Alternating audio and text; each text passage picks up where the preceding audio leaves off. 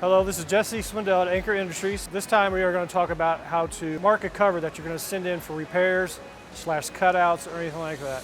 Now, this goes with vinyl or mesh, either one. So first you just take tape. For this example we have 2 large gashes, and these are the sections that you want repaired. So you just take the tape, you can either go in between the two, tape it. Take a big X would be nice.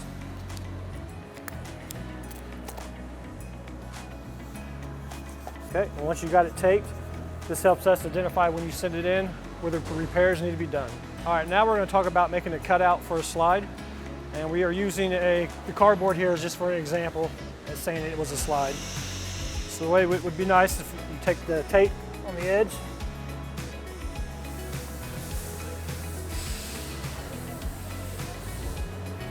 all the way around.